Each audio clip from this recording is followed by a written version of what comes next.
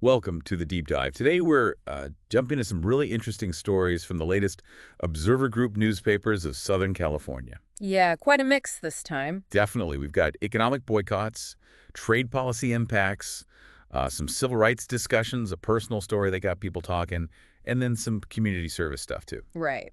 And our goal, as always, is to kind of pull out the key threads, figure out what's really important across these different pieces. See what connects, yeah. Uh, So let's get started with story one, the Target Fast boycott. okay. This is a 40-day thing organized by faith leaders. Pastor Jamal Bryant is mentioned. It's ending soon, right? Easter Sunday? Correct.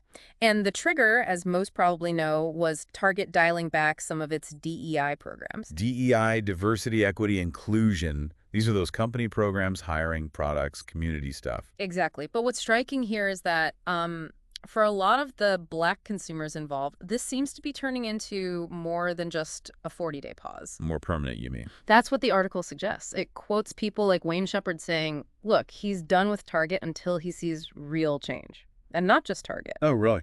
Who else? He mentions extending it to Walmart, Amazon. Another person, Hayden Towns, says he stopped shopping there, canceled Amazon Prime, limiting Meta use too.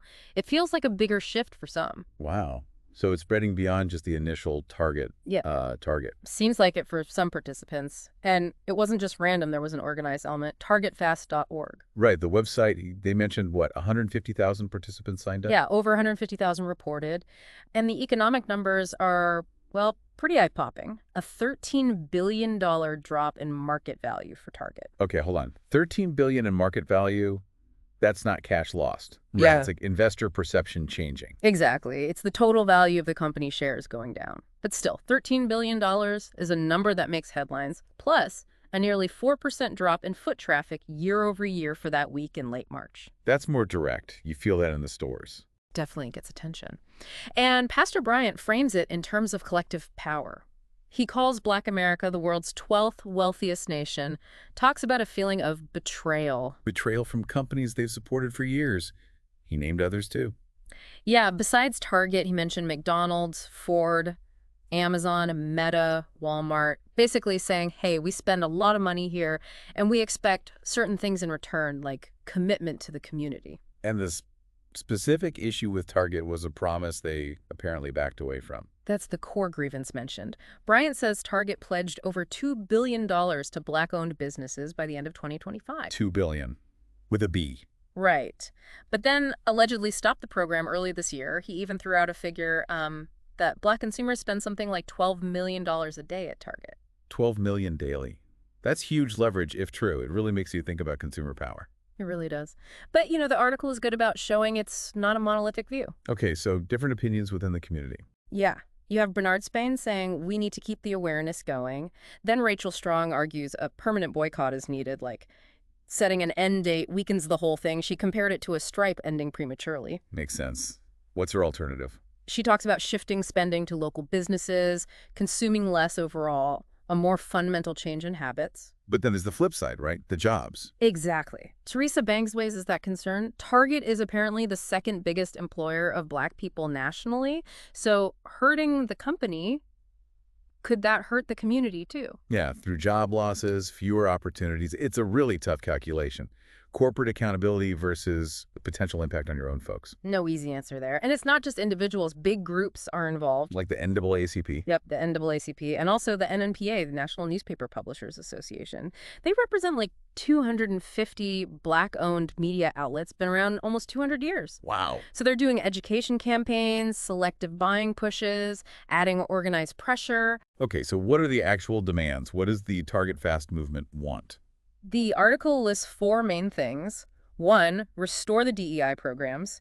2, honor that $2 billion pledge to Black businesses. Got it. 3, invest more in HBCUs, historically Black colleges and universities. And 4, deposit $250 million into Black-owned banks. Pretty clear demands. Addresses economic and social points. Very specific. And that quote from Wayne Shepherd at the end, I'm not fasting, I'm finished.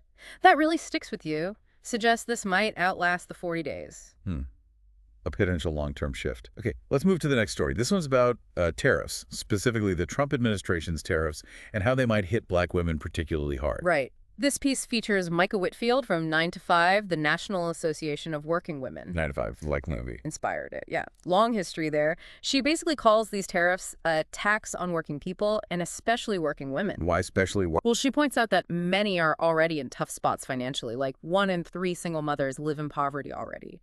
So adding costs via tariffs just makes impossible choices even harder. It hits those with the tightest budgets the hardest. Precisely. And she uses this analogy I thought was really effective, the pink tariff.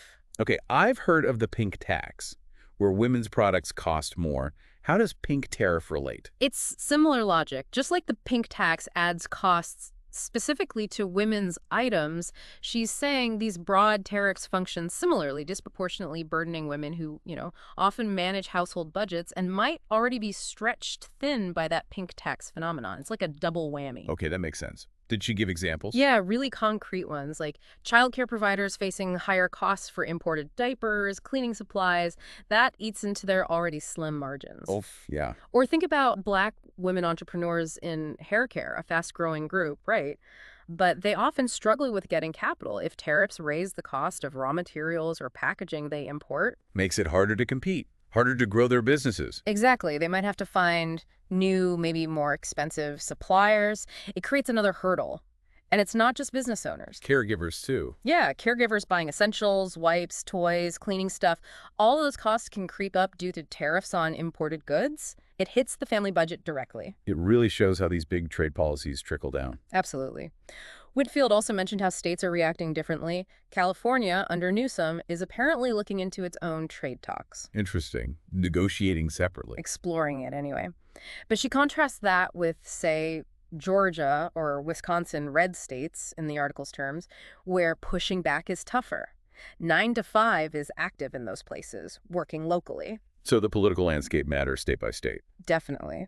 And she tries to make the cost really tangible. She estimates tariffs could add, $3,800 a year for the average family? $3,800. That's like $300 a month. Yeah, not insignificant for most people.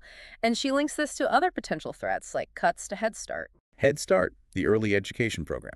Right. Cuts there could be devastating, she says, especially in communities of color. Less early ed access, plus it makes it harder for parents, mostly moms, to work. It all connects. Now, about 9 to 5 itself, you said it has a long history. Over 50 years, started in Boston. And it's notable, Whitfield and Ashley Pinelli are the first Black women to lead it.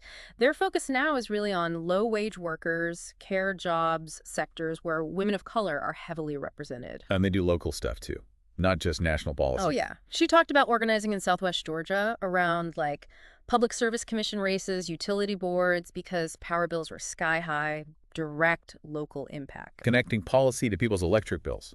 Makes sense. And her own background, starting with the Million Woman March, working in public health, maternal justice.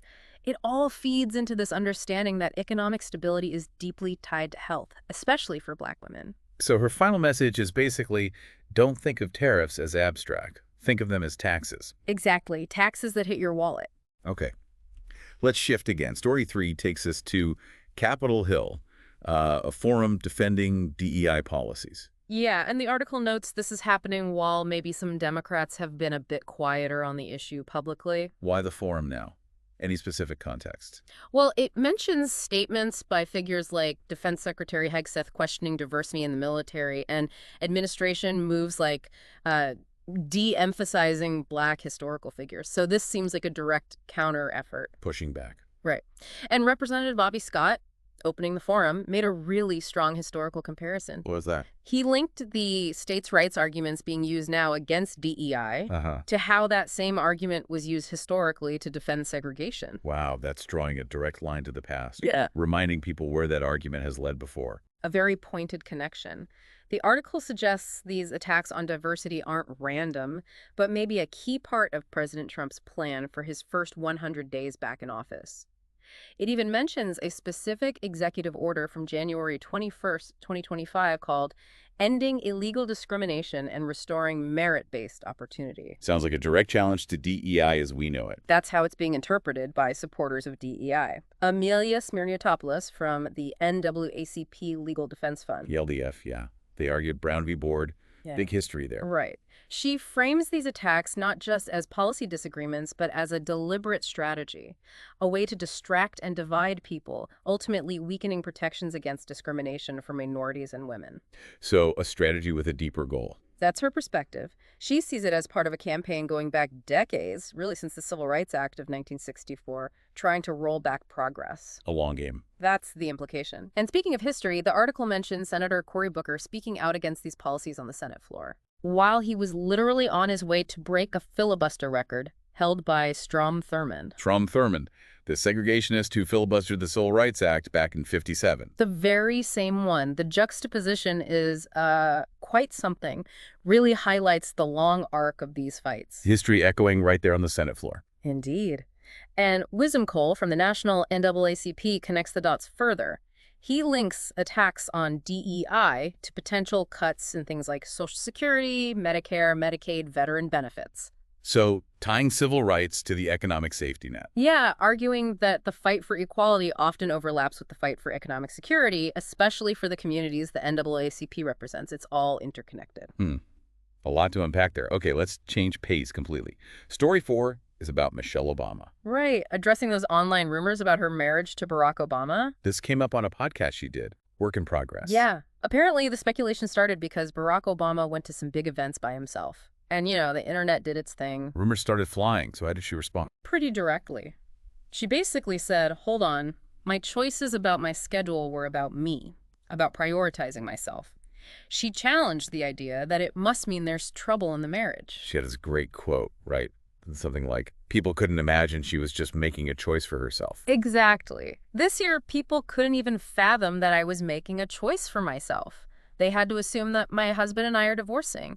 This couldn't be a grown woman just making a set of decisions for herself, right? It really cuts to the heart of it. The assumptions people make about women, especially famous women. Yeah, the expectation that their choices always have to revolve around their husbands or families.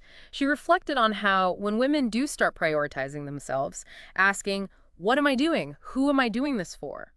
If it doesn't fit the stereotype, society labels it as negative. Something must be wrong. She talked about making big girl decisions, right? Like, it's time. Yes, and feeling an urgency about it, mentioning her age, being 61.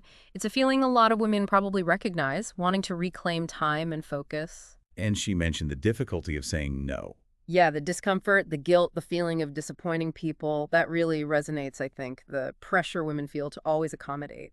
So she's pushing back against the rumors by explaining her own motivations. Was there other evidence against the split? Well, yeah, the article points to their Valentine's Day post just recently. Both shared really affectionate messages about their strong bond, enduring love. Kind of flies in the face of the rumors. Good point. And their history. I mean, they met back in '88. Yep, at a law firm in Chicago. She was actually his mentor there. Married in '92, 2 daughters. It's a long public partnership. So the rumors seemed pretty baseless. How did people react online, especially maybe in the Black community? The article says there was a lot of ridicule towards the rumors, people basically saying seriously, and contrasting the intense scrutiny the Obamas face with, well, the documented scandals involving someone like Donald Trump. Yeah, that contrast is often made. And Michelle Obama's question just hangs there. This couldn't be a grown woman just making a set of decisions for herself, right? Powerful framing. Definitely. Okay, last story. This one sounds quite positive. The California Service Corps. Yeah, an initiative launched by Governor Newsom and Josh Friday, the GeoServe director. They're recruiting 10,000 people. 10,000. For what kind of service? It's aiming to give people meaningful work experience while helping communities. They want to hit 5 million service hours this year. 5 million hours. That's ambitious. What kind of work are they doing? It's pretty broad. Environmental stuff, tutoring students, disaster support, fighting hunger, connecting vulnerable people with resources. A real mix. Covering a lot of bases. Newsom calls it the largest service corps in the country now. Bigger even than the Peace Corps, apparently. Wow, bigger than the Peace Corps. That's impressive scale. Yeah, quite a commitment. They're using it strategically, too, tackling post-pandemic learning loss, helping with LA fire recovery, thinking about the future workforce. So it's got immediate practical applications. Exactly. Friday called the members California's future leaders, highlighting the skill-building aspect, and mentioned they mobilized immediately for that LA fire recovery. And there's something about loneliness, too. Yeah, an interesting angle. Using service as a way to build connections, foster belonging, combat that feeling of isolation that's become such a big issue. That makes sense. Service can definitely build community. Were there examples of the impact? Yes, a testimonial from Lucky Diwa at Improve Your Tomorrow. It's an organization that helps young men of color get into higher education. Okay. What do they say? Diwa said the Service Corps members are crucial. They provide one-on-one guidance that school counselors with huge caseloads often just can't. Mentorship, support. And it works. Apparently so. They mentioned students in the program showing real GPA improvements, tangible results. That's great to hear. And there's also a quote from a member, Mary Beth Carranza, who works with Improve Your Tomorrow through AmeriCorps California. What was her experience like? Really positive. She talked about developing skills, expanding her network, and feeling a lifelong commitment now to the cause. It sounds like it's beneficial for the members too, not just the communities. A win-win, and people can sign up. Yeah, they included the website, ckservicecorps.com, for anyone interested in learning more or registering. Good info. Okay, so that wraps up our stories. Quite a journey today. It really was, from, economic action and trade policy debates. To civil rights arguments, personal choices under the microscope, and then this big community service push. Yeah. And maybe a thread connecting them is, well, agency. People finding ways to act, to respond to challenges. Like consumers using spending power, women organizing against policies, Yeah. individuals choosing their own path, communities serving each other. Exactly. Resilience, action, however you want to frame it. So maybe a final thought for our listeners to chew on. Thinking about that Target boycott, how do you weigh corporate accountability against, the potential impact on jobs in the community? It's complex. Or thinking about Michelle Obama. Where in your own life might you feel ready to make one of those big girl decisions, prioritizing yourself? Just things to consider. Definitely food for thought. And we encourage everyone to look deeper into these topics. Check out the organizations mentioned. Right. TargetFast.org, 9to5.org, caservicecorps.com. Lots more to explore there. Engaging with it is how we learn more.